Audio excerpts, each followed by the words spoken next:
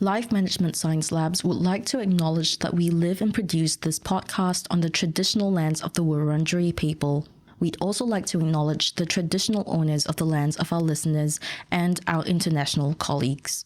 We'd like to pay our respects to their elders, past, present, and emerging.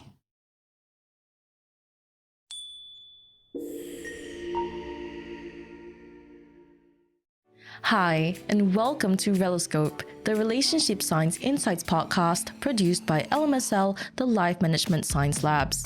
We are champions of life management science, providing structured insights informed by science and inspired by practice on key aspects of conscious living.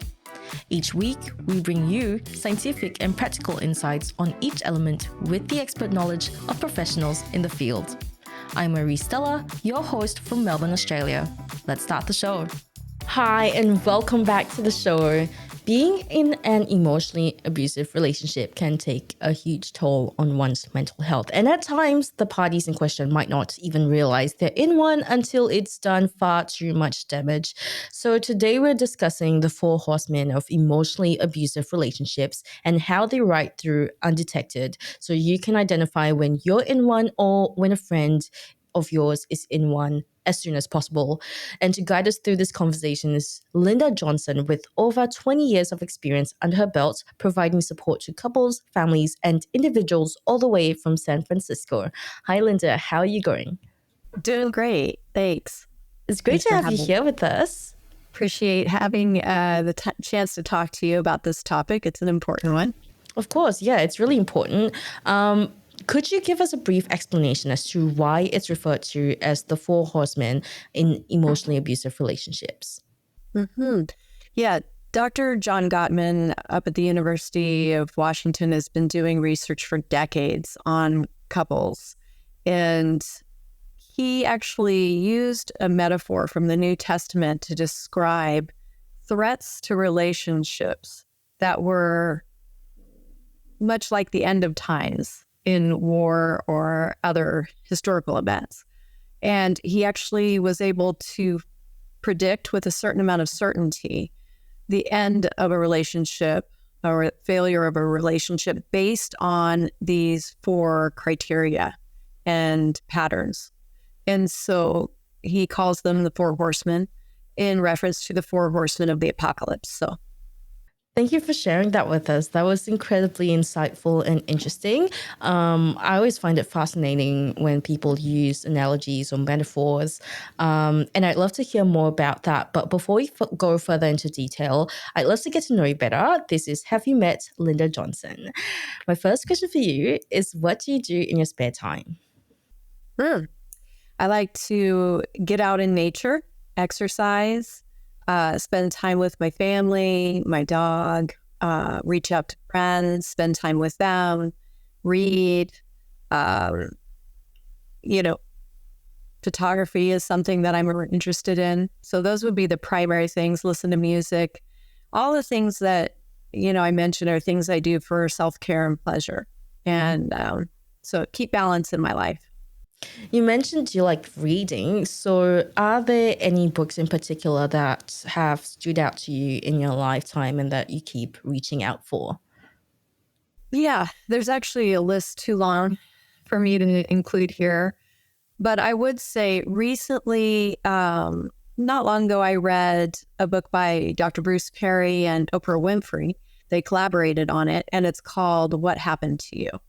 And this book does a really great job of describing childhood trauma and how it impacts, people into adulthood. And I've referred clients to this book with great success, and also people I love. And it's really helped them to kind of understand themselves and have more compassion for their experiences. And what are some of the biggest takeaways that people who have read this book get? I'd say probably it's validating for them to know that their responses to trauma aren't a conscious choice, that this is neurobiology at work here. And to learn about that and understand how their brain works to protect them, and how an adaptation or an adaptive response to trauma can become maladaptive and that it's not their fault. I think it really has given them a lot of insight into their own behaviors and, not to blame or shame themselves. 100%. You also mentioned that you enjoy listening to music. What are some genres that you usually listen to? Well, I'm a kid of the 60s and 70s, so I still lean into some of the older stuff from the 70s, but I also like some of the newer stuff. I really like Billie Eilish, actually. I listen to her quite a bit and some of the other artists that are in that same, genre. But, I would say there's a lot with regards to the grunge era too, as far as like Nirvana and Alice in Chains, a lot of those kind of bands. Yeah, amazing. Love that. Love Nirvana. Love Billie Eilish. As for films, are there any that you've been watching recently that you've really enjoyed? Oh, wow. It's funny you asked that because we just watched The Shining again. I don't know if you've ever seen it. It's from 1980, and it was a book by Stephen King, and the film was done by Stanley Kubrick, and I hadn't seen it in probably, I don't know, 20 something years, at least maybe 30. It really stood out to me this time around watching it because I was going to do this podcast, and Jack Nicholson plays someone who's very emotionally abusive and physically abusive. And he did an amazing job showing what that looks like. Yeah, it's really interesting how movies that you've watched decades ago can mean something different to you now when you rewatch it. So that's really cool. Now, is there a podcast that you listen to during your spare time? I have to admit, not really. I don't have a regular podcast. I have listened to Holy and Human, which is one of my dear friends' podcasts. But a lot of my time I'm either reading or listening to audiobooks. And so I'm starting to pick up on podcasts, actually. In the last 6 months, I've listened to a few, but I don't have anything regular yet. No, totally fair. Tell us about your friend's podcast. She's actually a trained psychotherapist who's been trained in depth psychology. And she works with people more from the spiritual realm of things, more like mystic kind of stuff. Things that I'm not very familiar with personally. Yeah. I'm more cerebral, and knowing her has been such a gift because she's quite talented in what she does. She helps a lot of people. Some of them are famous and well-known, and she's authored some books. And so her and her husband collaborate on the podcast and talk about topics like addiction and relationship issues and look at them from that lens. So it's neat to hear that. Different perspective. Yeah, for sure. I have been seeing a lot of mystical, like educational content online as well. And it's always fascinating. Even if you don't necessarily believe in it personally, it's always interesting to see what works for other people and what other people are doing spiritually. So that's really cool that you listen to that, and you sound like a really supportive friend as well. So my last question for you is, who do you look up to the most, either in your professional or personal life? That's also a pretty long list, but I would have to say, for me, anyone who is supporting those whose voices aren't heard as easily. And when I say that, I think about children, the elderly, people with needs, people who are disenfranchised, and also animals. I'm a big animal lover ever since I was a child. So I would say probably Jane Goodall would be someone. Peter Singer wrote a book in 1975, Animal Liberation, and he talked about speciesism and that we shouldn't discriminate against other species, that they are sentient and they have, feelings. And that Jane Goodall also brought that out, that chimpanzees have emotions and personalities and people push back. I'd say those people doing that work, those are the people that really inspire me.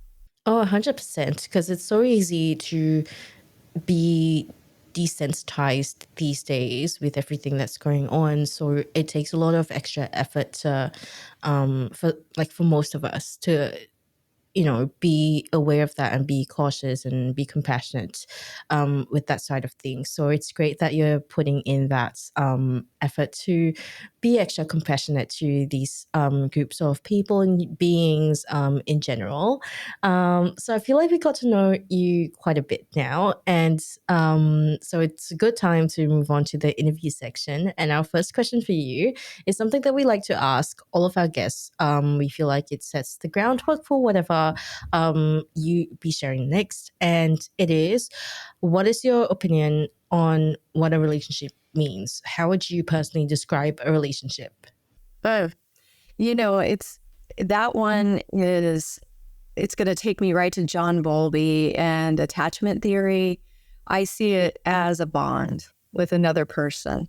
It's something, it's an alliance or a bond with another person based on, it could be a variety of things. Sometimes, these are family members, they're friends, they're acquaintances. There are different types of relationships, or they're romantic relationships. So there's different kinds of relationships, but that bond is, there's a mutual either passion or interest. Sometimes it's proximity. Back when I used to work for other people, I would have relationships with colleagues because we were near each other. But the quality of the relationship, depended on how mutually beneficial it was to us. So if it was one that brought me a feeling of safety, security, maybe pleasure in that it was entertaining or validating, those are stronger relationships. So relationships are bonds and alliances that can go either way. They can either, make us feel happy, or they can be detrimental to our mental and physical health.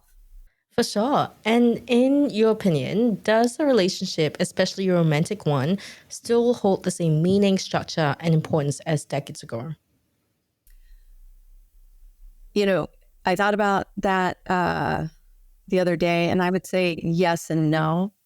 I think, again, when you look at evolution theory and attachment theory, I would say absolutely. We, for survival, need to attach to other individuals that are safe and secure, or that provide us that security for our own survival to thrive. But so much has changed in how we navigate those or seek out those relationships. And obviously, gender roles have played a big part in that change, because in the 60s and 70s, there was liberation from some of that, or the beginning of liberation from patriarchy and traditional roles. And so it's a very complex process. But so I would say it's still the same in some ways. I know historically there were arranged marriages. People came together for status, and families would decide who came together for the sake of the family, not just the individuals. And now it's more about romantic love and companionship. And I think that's more important now, because we clearly don't have our families as close to us. We don't necessarily stay in our hometowns, so we don't necessarily have that support of that community. We live in big cities where we don't necessarily talk to our neighbors. I think that romantic relationships have taken on a new meaning because of that. They take on more importance. Yeah, that's a great answer and really well thought out. So thank you for that. Now, more in line with our topic for today, how would you define violence?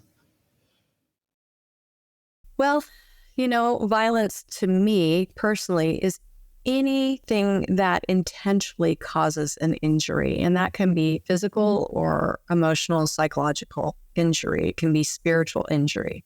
It can be financial injury, sexual injury.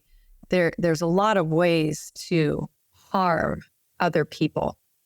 And so whenever there's an intent to harm, to me, that's violence. I know that there are legal definitions, and I know they vary depending on where you live in the world, or within where I live in the United States, what state you live in, or what county you live in, what jurisdiction you're in. But when I'm thinking about relationships especially, I think that it's fair to say that anything that intentionally causes harm is an act of violence against another human. And how does violence affect relationships? Yeah, I mean, violence in and of itself, it comes hand in hand with a power differential. It's a setup for the person who does the harm doer, to grab power using intimidation, using force, using pain and threatening, or following through on a threat. The person who is targeted by that, they become disempowered often. They may start to question themselves. And so it really, it's not, there's no foundation in that situation for health.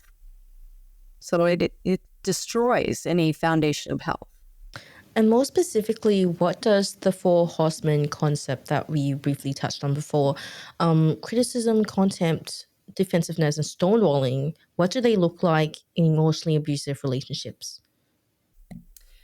Yeah, when you're in an let's put it this way. When you're in any relationship, sometimes, as I talk about quite often with my own clients, couples and individuals, sometimes people feel criticized by their partner, or they'll notice that their partner rolled their eyes, or their partner didn't own up to something they did. These things happen in relationships.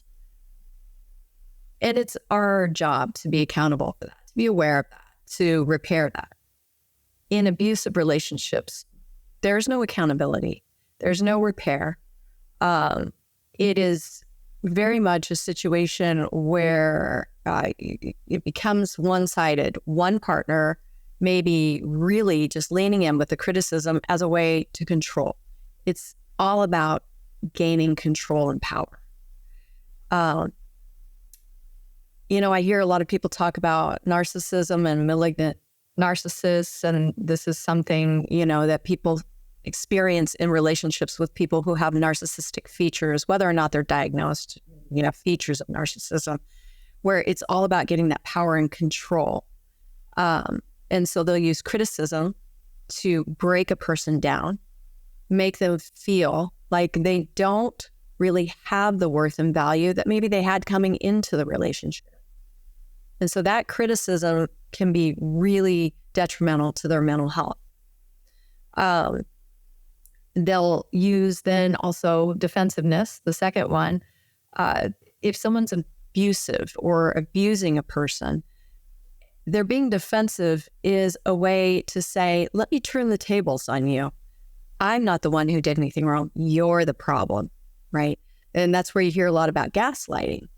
Because when that happens, you're criticizing someone. You're already kind of breaking down their sense of who they are. You're not, in criticism in this situation, by the way, it's not typical criticism. It's not saying I don't like your behavior. It's saying there's something wrong with you.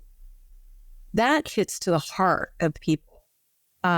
So then when you try to, say to your partner, hey, this hurt me, and they defend themselves, no, you're the one who caused this. You made me do this, or you're the one who asked for this, and you deserve to be treated like this.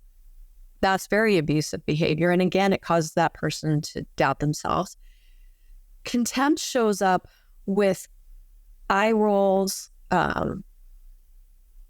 teeth gritting, right? I've heard about this in some of the work that I've done, grinding the teeth or gritting the teeth.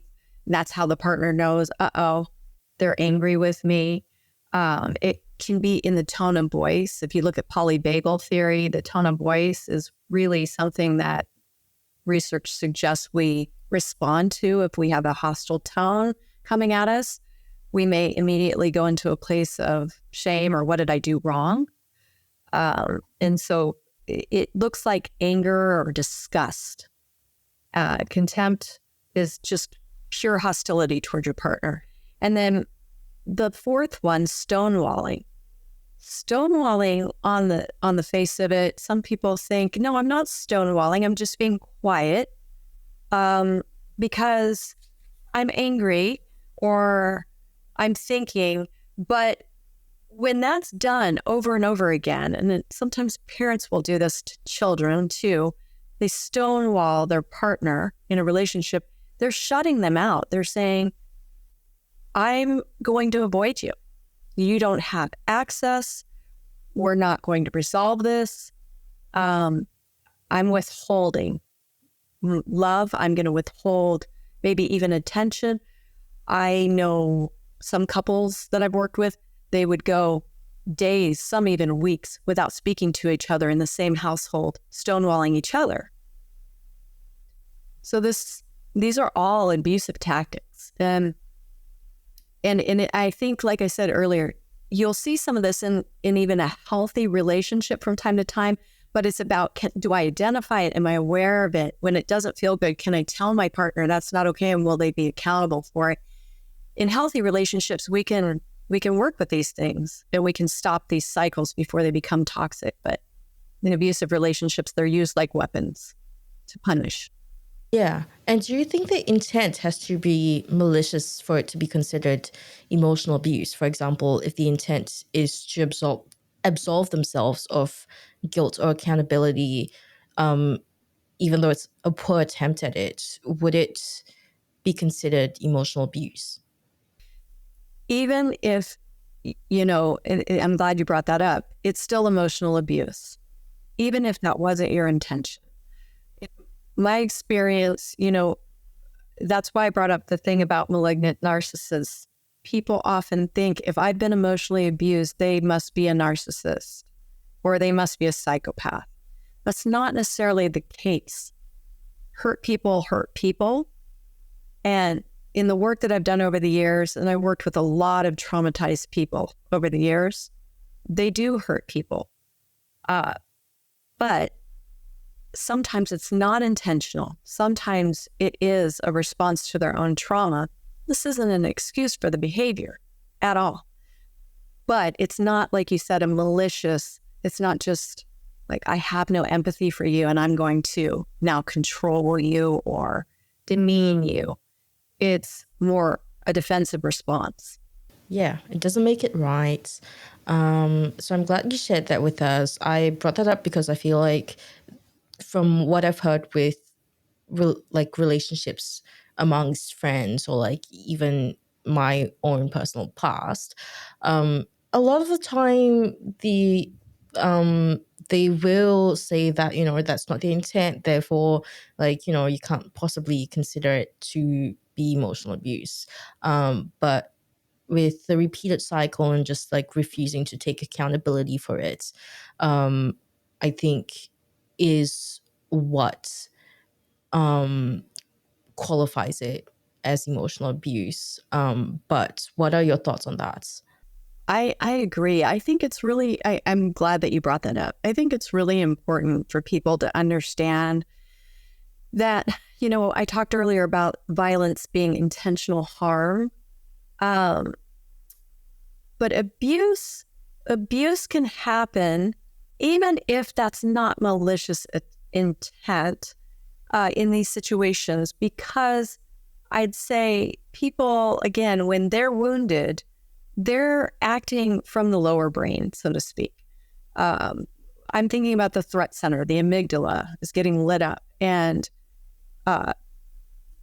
they may do things in relationship that are very dysfunctional and abusive and wonder, why are people not wanting to be with me? Why do my partners keep leaving me? You got work to do, right? That doesn't mean it wasn't abusive to your partner. Anything that feels like an injury and that you've been called on and told, hey, that hurt, ouch, don't do that again. But you continue to do it because it gives you a sense of control or power. That's now you're in a cycle of abuse. And I think of, for example, I'm thinking of one individual I worked with who had very insecure attachment based on abandonment, past abandonment as a child. And they were very controlling emotionally with their partner, made really inappropriate demands of their time, even where they could look when they were out in public because they were so fearful of abandonment. Was this person a narcissist, a psychopath? No. They were very wounded, and by extension, they were now wounding their partner. So still abusive. Has to be stopped, has to be called out and stopped. Yeah, that's really interesting because most of the people, well, a lot of people who have been the perpetrators of emotional abuse, they aren't necessarily narcissists or psychopaths or sociopaths. They just need the help. And I feel like with social media and, just diluting the words narcissist, sociopath, psychopath, and all of that into emotional abuse doesn't really help the person in need, and this might be overly compassionate, I don't know, but even the hurt people who hurt people, they at the end of the day they are hurt, and sure they might have like perpetrated the abuse, but calling them names or giving them like diagnoses that aren't accurate is not going to solve the issue either. But I feel like we're digressing a little bit. Well, can I say one thing on that? Yeah. Because what you're saying is really important. Yeah. When, I've worked a lot, like I said, with traumatized individuals, and there was a span of time that I worked with incarcerated or detained individuals. And that was, I learned a lot from these people. They taught me so much, and I'm grateful forever. I use it in my work and in my life. You're right. People hesitate. They recoil from wanting to have any compassion for someone who does harm to another. I understand that fully. Here's the issue, though. If we don't look at the story behind that behavior, we don't get a chance to try to make it right. And then that person goes out and continues to hurt others. We've got to be willing to consider that maybe there might be something that is behind that behavior. There's a small percentage of people that take pleasure in hurting others. But the majority of people that I worked with, even in the justice system, were not psychopaths. They were wounded.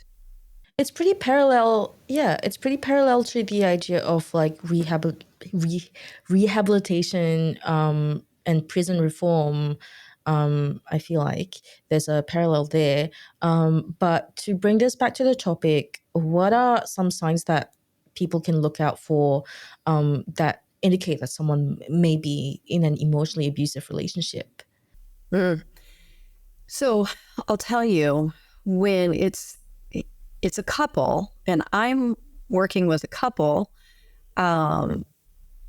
sometimes it's hard because it's masked. They'll come to, session, and they're each playing a role. And there's almost an unspoken understanding about what can be revealed and what can't. And this has happened, it's interesting, even in couples where the emotional abuse has not yet been verbalized explicitly. But the partner who's being harmed seems to already know. And of course, the partner who is doing the abusive behaviors knows. But it can be subtle. And I'd say one of the things that I've noticed with partners who are being harmed is they tend to be a little more passive. They have a difficult time making decisions or maybe owning their own opinions. They may defer to their partner, let them speak more. They won't necessarily spend time with other people. They'll tend to kind of make the partner the center of their world. So those are some things to look for in friends. if you're wondering, is my friend in an abusive relationship, and you see that they're, withdrawing or are more passive, there's not a sparkle in their eye anymore. The whole system is impacted, neurologically, physically, emotionally, all of it. So those are things to look for. If someone's abusive, or has a tendency to do abusive behaviors, anything that has to do with controlling, anything that has to do with usurping the majority of the power in the relationship, being demanding, being entitled, criticizing, obviously being overly defensive when they're called out for it. The 4 Horsemen, for sure, play a role in that, a big role in that.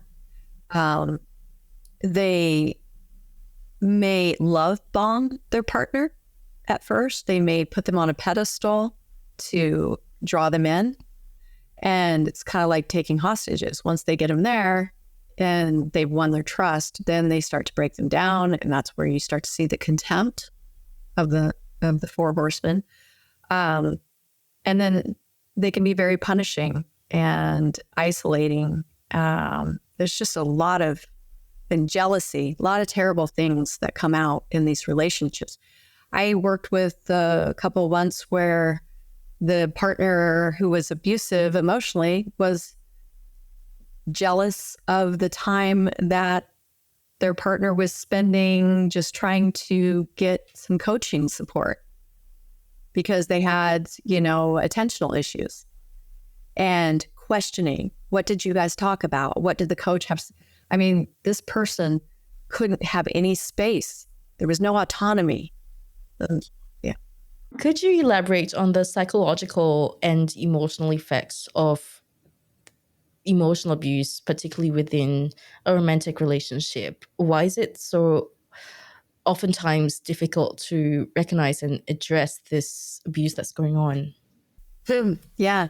It's funny when you said that. I just think of people using the metaphor about the frog in water on a pan, or in a pan on a stove. And they, people often say, you don't realize it's happening, just like the frog in water. If you're turning up the heat and it's just slowly getting warmer, the frog doesn't realize that.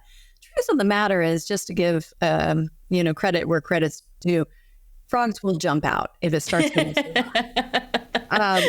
Why don't we? Well, if you enter a relationship where you're being love bombed and you're just, let's face it, the neurotransmitters are flowing, the dopamine is flowing. It's not unlike, and love is not unlike a high from a drug. When you listen to people who are addicted to like cocaine or heroin, they'll tell you, the first time I did it, it was amazing. And then they keep going back over and over again, trying to get that amazing effect again. People who find out, realize over time, oh my gosh, this isn't the relationship I thought it was. There is a sense of, maybe I can get it back. Maybe he's just going through a tough time. Maybe she's just stressed out. So that's one thing that makes it hard to not only recognize, but start to take action to protect oneself when you're in one of these relationships. You're chasing the high in a way, which is normal. It's, our brains are wired for pleasure to a certain degree, and love is pleasurable, and feeling like you found someone who thinks you're very special is great. When they suddenly turn, people report it's very shocking. They remember, almost like a light bulb memory, they remember the moment that their partner first showed that side. But mostly people won't leave right away. Right. So it sounds like if you're constantly finding yourself looking forward to when things get better, and just remembering the good times and holding on, clinging to that repeatedly for an extended period of time. And this might probably go for other relationships as well, not just emotionally abusive ones, because this isn't exclusive to emotional abuse, of course. It might be time to rethink the relationship. Absolutely. I think it is useful for people to step back and reevaluate when things aren't going well. What is the problem here? What is it I need? What needs aren't getting met? Or, or what is it that's happening in the relationship that's hurting me? And are these things okay? Do they align with my values and, around relationships? Is this what I expected? Is this what I was promised, right? When I met this person, because a lot of times that love bombing comes with promises of, I'm going to be the best partner you ever had, things of that nature. It's important to take a pause and really step back. If you can't come to a determination on your own, because as we all know, it's difficult to see things when we're right in the middle of it. Hopefully, and not everybody has this, but hopefully you have one or two trusted people in your life that you can go to and ask them and talk to them, or, just share with and say, here's what's going on. And Yeah. Another perspective. Yeah, for sure. Support systems are really important. And how does emotional abuse impact the dynamics of a romantic relationship, and how does that affect how easy or difficult it is to bring up certain issues or even leave the relationship? Yeah, it's, emotional abuse, even in a mild form, leaves people walking on eggshells in a relationship. They feel really tentative about what they are allowed to speak about or bring up. Sometimes, people get to the point where they just hold it in until they're so done that they're like, that's it, I'm just done, I'm leaving. I'm not willing to work on it, I'm just leaving. And the other partner's like, wait a minute, I didn't, let me work on it. I didn't realize I was hurting you. No, I'm done. But I think that, it's a situation that varies depending on what each person's bringing to the relationship. And the person who's being harmed, if they're naturally resilient, intelligent, strong, people think, oh, those people are less likely to end up in relationships like that where they're being abused and they're more likely to leave. That's not really always the case. Because when you're in that situation, it really does break down a lot of your resources and strengths. So, and add to that, when you're in that situation, the idea of leaving could escalate emotional abuse to physical violence and abuse. And that does happen too often, where it was just, criticism and contempt and stonewalling me, freezing me out. And now when I'm talking about leaving, you're threatening to hurt me physically. So is there any way at all of avoiding an emotionally abusive relationship? Are there red flags to look out for in the dating stage? Is there any way at all to know? I'm not going to say there's always a way to know for sure, because that wouldn't be fair.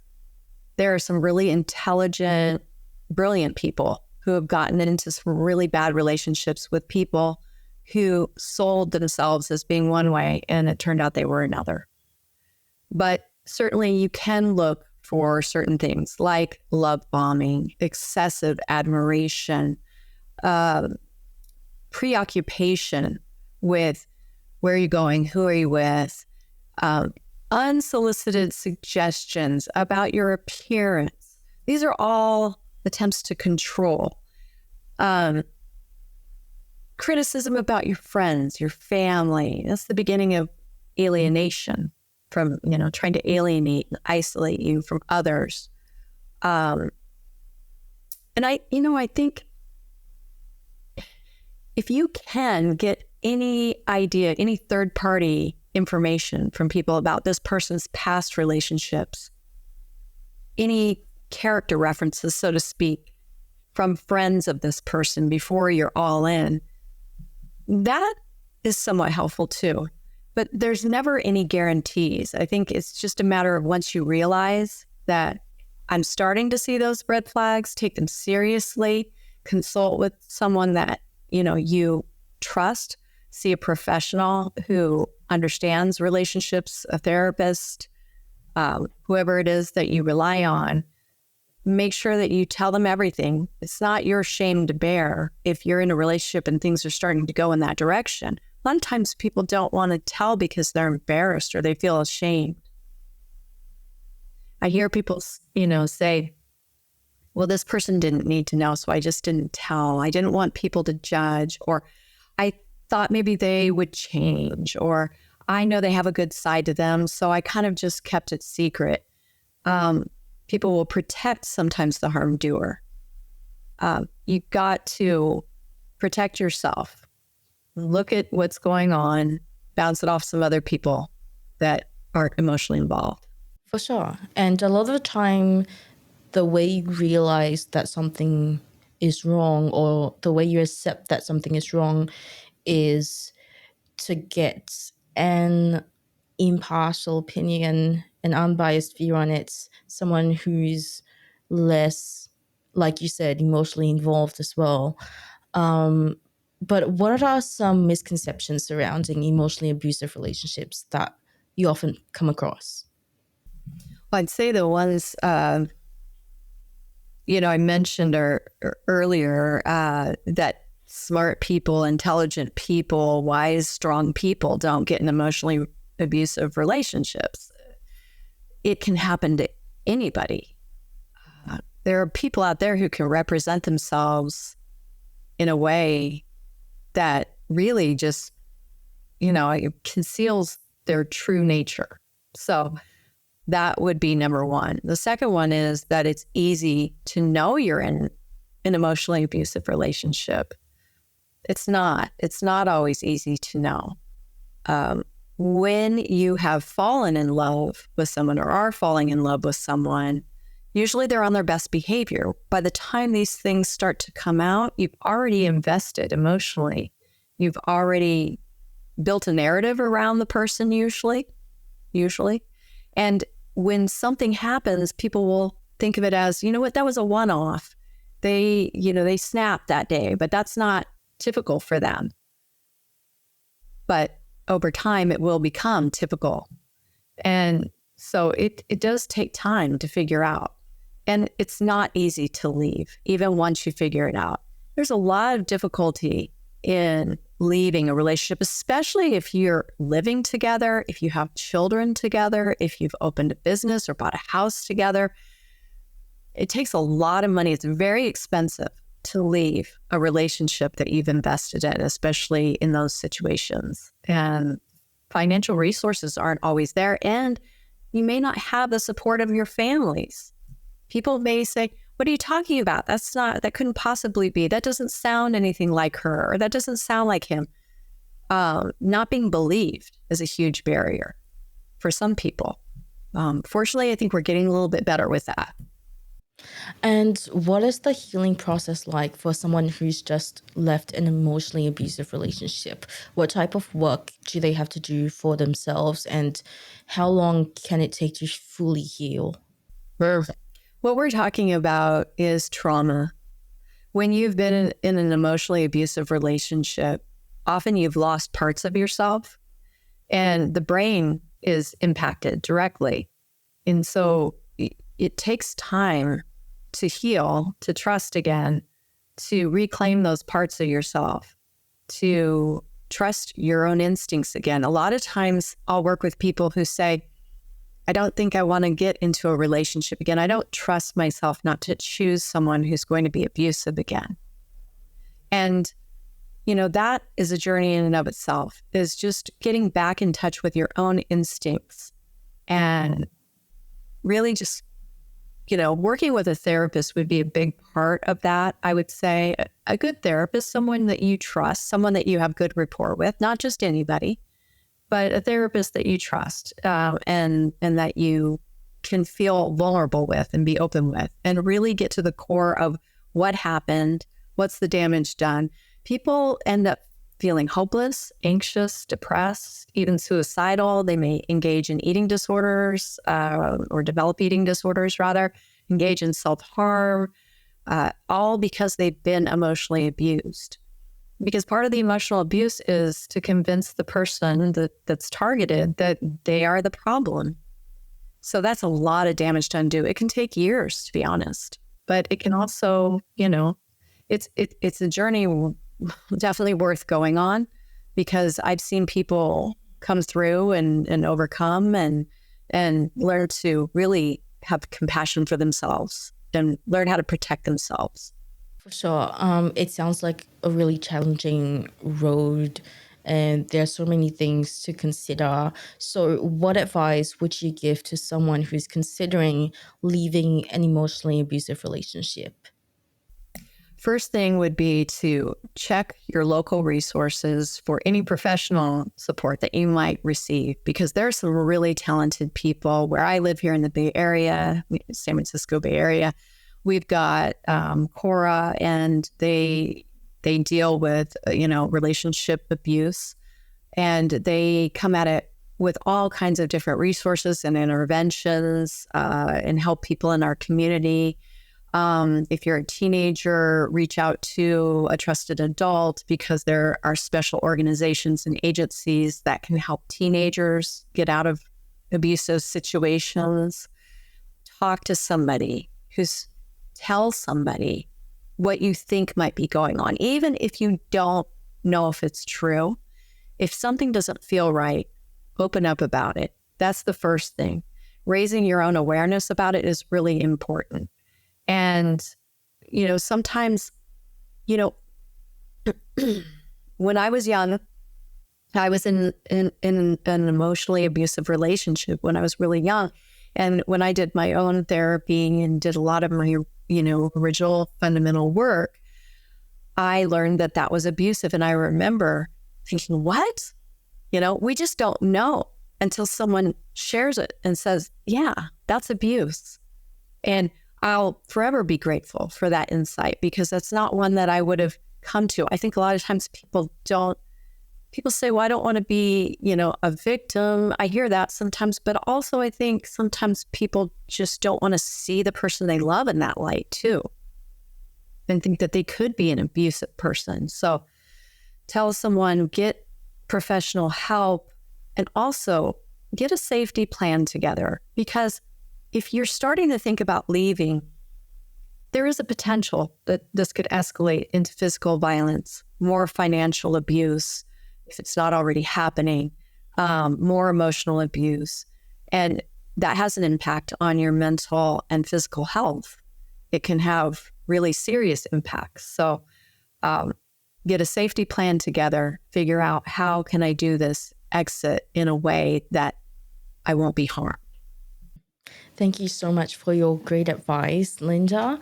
Now we're moving on to the practice/habit section. And this is where we ask you more on the practical side of things, the everyday application of what you've just shared with us. So our first question is, what is a habit that you'd recommend practicing when navigating an emotionally abusive relationship?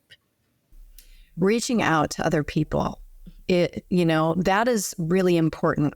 There's a saying, we're as sick as our secrets. Mm-hmm. And what that means is the things that we hold inside of us that we feel we can't share with others, we end up feeling shame about them. They can make us sick. If you're in a situation, practice talking with somebody, at least one person. If you don't have a social support system because you've been isolated or alienated from family and friends, again, we've got a national hotline here in the United States. We've got a few agencies that you can call to talk to somebody. You can even be anonymous, but don't hold it to yourself. Practice reaching out to other people. And are there any challenges when it comes to doing this? Absolutely. I mean, it can feel like a betrayal of your partner to share sensitive information or to, suggest that they have harmed you in some way to another person. But one thing I always try to encourage my clients to remember is that you have one relationship that is consistent your entire life, and that's the one with yourself. It's the only one that you have from birth through death. And we have to be our own friend, our own protector, and we have to really watch out for ourselves. And so we need to give ourselves permission sometimes to ask for help. And help can look a lot of different ways, but the first step is talking to someone and getting another perspective. And if that perspective isn't helpful, call another number, try another agency. Don't give up. If your gut's telling you something, trust it. Trust your gut. For sure. Thank you so much for sharing that with us, Linda. That was incredibly insightful and really, really helpful. I hope that someone out there who's in need will find this of use to them. Now we're moving on to the open mic section, and this is your opportunity to talk about anything that you're passionate about, and it doesn't have to be related to the topic. So take it away. The floor is yours. It's, relationships are so important in our lives. And I would say if you're a parent or a friend, a sister, a daughter, if you have kids around you, especially, teach them about healthy relationships from a young age. It's something that I and a lot of other mental health professionals really believe and wish was part of curriculum in school from early age on, that this is what abuse looks like. This is what a healthy relationship looks like. This is what a healthy relationship with yourself looks like. This is what it means. I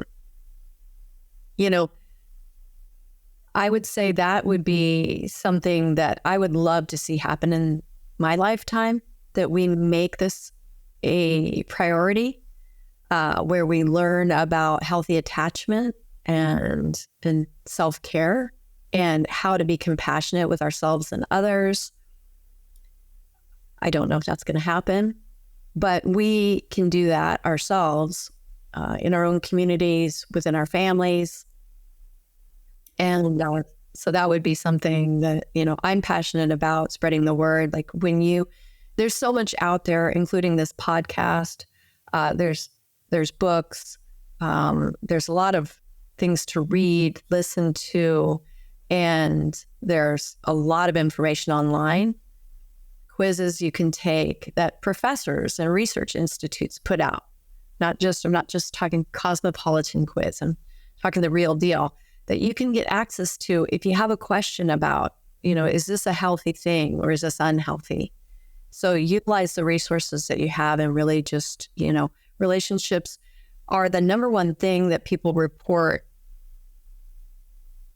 resulted in a meaningful life, right? So there was a really large study done recently, and that was the outcome. What was it that resulted in your happiness? What was it that gave you the most, satisfaction in your life? Was it success? Was it money? Was it traveling? Was it, No, it was relationships, good relationships. Absolutely. Yeah, I agree with you there. I feel like also with people who have no frame of reference as to what a healthy relationship looks like because they've never had one, it's a lot easier to be susceptible to an emotionally abusive relationship without even realizing it. And how would you know what a healthy relationship looks like or what an emotionally abusive relationship looks like when you've never been through one or you've never been taught one? So I agree. I feel like teaching kids what a healthy relationship looks like would be a huge benefit to this cause. So that's great that you're so passionate about it. It's really incredible. I think, if we did that, a lot of parents might be worried because their kids would be coming home and saying, not okay to talk to mom like that, or not okay to talk to dad like that. But it's true. I mean, you think about control mastery theory and how, people end up, repeating the patterns because it's familiar, and what's familiar is comfortable, even though it's dysfunctional or abusive. We want to stop that. We don't want to repeat those patterns. So, yeah. 100%. Well, thank you for sharing your thoughts and your expert advice with us today. If our listeners want to find out more about you and what you do, where can they go? They can go to my website. It's just lindajohnsontherapy.com. Amazing. We'll link that in the show notes. Thank you everyone for tuning in. We hope you learned something about emotionally abusive relationships and how they go through just so undetected so easily, and how to help a friend in need if you identify them being in one. And we'll catch you in the next episode. You've been listening to Reloscope, the Relationship Science Insights podcast produced by LMSL, the Life Management Science Labs. For more episodes like this from 10 different life management perspectives, search LMSL on YouTube, Apple Podcasts, Google Podcasts, and Spotify, or wherever you listen to podcasts, so you can get updated on everything we have to offer. We have a wide range of topics readily available for you to check out. If you enjoyed this episode, please consider rating our show, sharing it, and subscribing to our channel, as it helps us grow and bring you more quality resources. More of our work can be found on our website at re.lmsl.net, where you can join our movement. I'm Marie Stella. Thanks for tuning in.